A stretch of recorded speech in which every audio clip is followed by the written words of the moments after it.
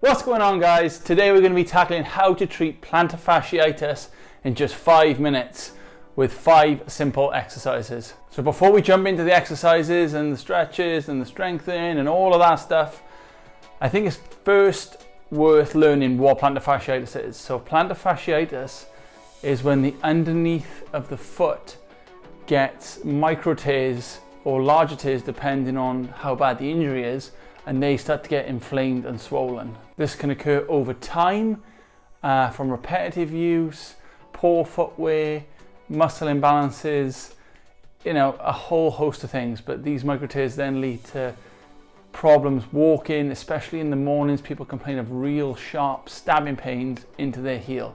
I've seen this hundreds of times in clinic, and it can be a real bugbear on people, especially just their mobility, getting around, comfort levels. So today we're going to tackle how to address it in the most scientific based way to get you the results you were looking for. So when it comes to plantar fasciitis, it's important that we go through that there are grading systems. So even though the title says 5 minutes, if you have a grade 3 tear, this video may not be applicable for you kind of long term. It may be at some point applicable, but right now you may be on a different path to the grade 1 and grade 2s. So if I go through that to start with, grade 1 is when you get little micro tears within the plantar fascia. So little micro tears in the plantar fascia which cause inflammation, swelling, but nothing too drastic, and it normally settles with treatment and kind of gentle activity within about 1 to 3 weeks, something around those times. A grade 2 is again slightly larger tears within the fibers. You may even get a little bit of bruising and swelling, and this could take maybe a few months, maybe 6 to 8 weeks for it to heal as well. A grade 3 is a complete rupture, and in those cases they may need orthopedic advice. So if you are in those cases, you tend to know you lose mobility within the foot, it doesn't work anymore, basically you're unable to contract it, and they're not that commonly seen in practice. But if you have gross muscle dysfunction within the foot, it's always worth getting that checked out, and all of these things are always worth getting checked out with a specialist. But as we're all in quarantine, these are things you can do at home to help ease the pain. So now we've gone through what plantar fasciitis is and how we can grade it, now we can start to tackle treating it in a controlled and effective way. So the first thing we're going to do with plantar fasciitis is we're going to start to address ankle mobility, because the plantar fascia obviously attached to the foot, and the foot is highly influenced with how much mobility we have within the ankle. We're going to want to address that. So as you can see here in the video, placing a band around the ankle is basically going to help improve dorsiflexion of the foot. So dorsiflexion is the movement of the foot upwards, which is going to allow for a greater stretch through the plantar fascia. When you lose dorsiflexion, it's either due to a mobility problem within the ankle or mobility in the calf. So this is going to address both, because the band is going to pull a part of the bone called the talus back to allow room for the ankle to move correctly. This should be held for around a minute, and basically placing your knee over. So you want to direct the knee directly over the big foot, over the big toe, and over the midfoot. This is going to allow for the correct position of the ankle doing this exercise. Like I said, do it for a minute, and you shouldn't get any pain doing this. It's more of a stretch, and depending where you feel the stretch, if you're getting the stretch more in the ankle, that's a sign that the ankle is slightly more restricted. If you're getting more of a stretch in the calf or Achilles, that's a sign that the Achilles now might be tighter, which we're going to address now. Okay, so we've mobilized the ankle. Now we're going to move on to actively breaking down any adhesions in the calf. So we'll start with the calf. So as you can see here, simply get a foam roller and roller it along the calf. And basically with the foam roller, I don't want to just rolling willy-nilly up and down the calf. I want you to find difficult tender spots within there, and then once you isolate those, dorsiflex the foot and plantar flex the foot, point it down, up and down on the sore spot. This is going to actively floss that adhesion and tissue through the foam roller to help break it down. So this is good. Same again, this is the same as the last one. Do this for about a minute, until you start to feel that ease off. It may ease off within 30 seconds, it may ease off after a minute and a half, but generally I'd say a minute. If you're doing so, then work to another part of the calf and do the same process. This will help to actively loosen up the calf more than just rolling it back and forth. Okay, so now we're going to roller the foot. So this one most people do. You can use a ball. You can see here, this is the ball I use. The ball I use is made by a company called Rock Tape. They make amazing products and I've used them for years. This ball will never break.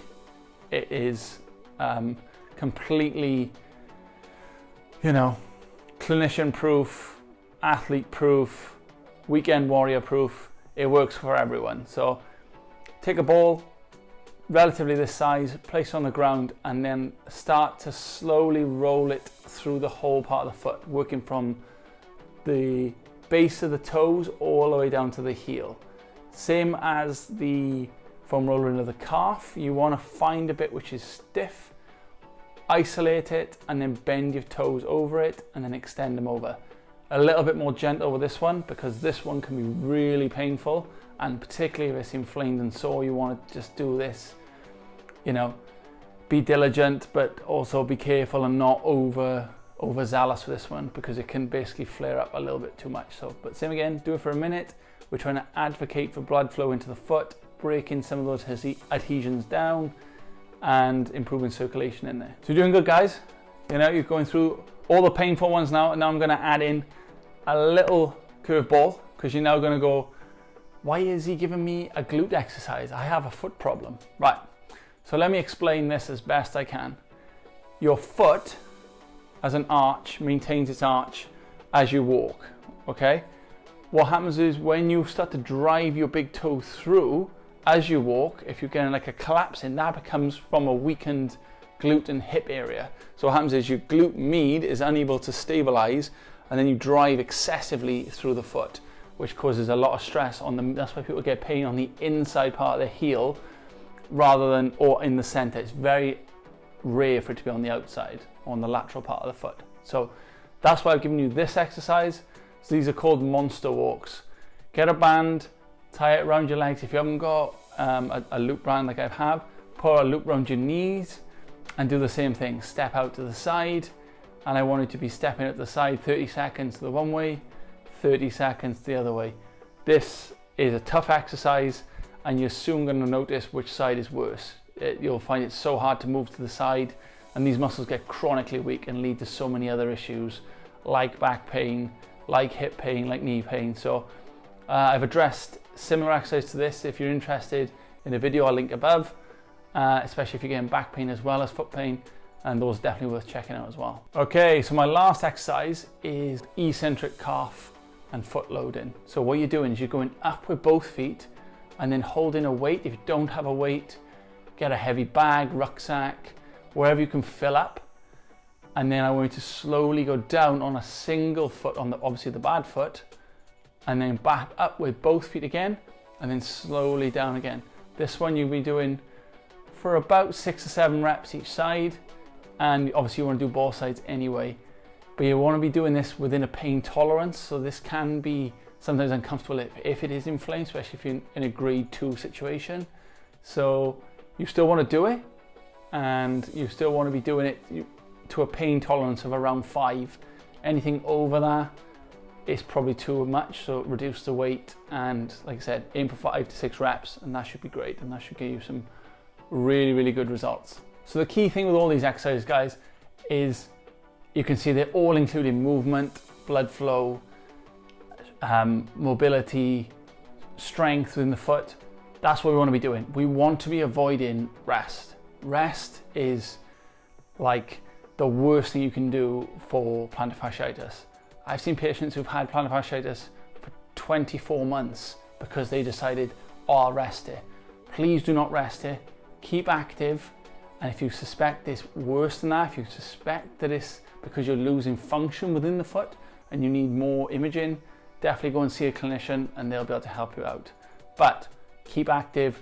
Rest is not your friend. Activity, strength, flexibility are going to help you much quicker to get on the road to recovery. So there you have it, guys. Those are my 5 best exercises to help plantar fasciitis. They should take about 5 minutes. You can do them every day to every other day, and within about, depending where you are on the grade scale, you should start to see results. If you're in the grade 1, you should start to see results within a week or 2. If you're in grade 2, you should start to see results within 6 to 8 weeks. Like I said, always worth seeing a clinician. But I hope you guys found this helpful. And if you have any other questions, don't forget to drop them down below. And if there's any other future videos you'd like me to cover, drop them in there as well, and I'll try and get them to you as soon as possible as next week. Okay, hope you guys are well, and see you soon.